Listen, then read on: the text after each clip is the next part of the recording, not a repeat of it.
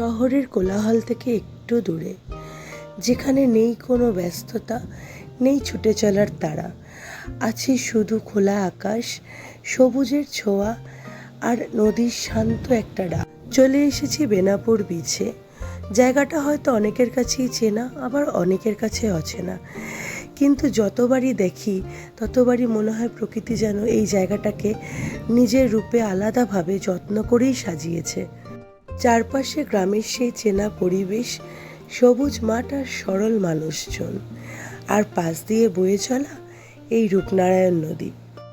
কিন্তু আমার কাছে এই জায়গার সৌন্দর্য এখানেই কি এটা তার নিজের মতো এখনও সেই সৌন্দর্যেই সৌন্দর্যিত।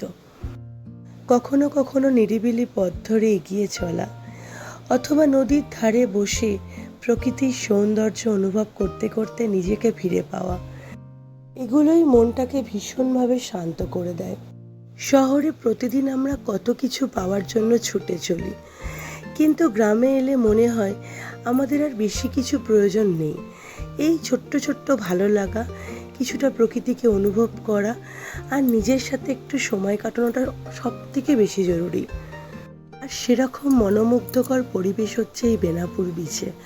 বেনাপুর বিচ হয়তো কোনো বড় ট্যুরিস্ট ডেস্টিনেশন নয়, তাই শহর থেকে পালিয়ে একটু শান্তি খুঁজতে আপনারাও বেরিয়ে পড়ুন এরকমই অচেনা কোনো গ্রামের উদ্দেশ্যে। কে বলতে পারে আপনিও পেতে পারেন আপনার একটা ছোট্ট বেনাপুর।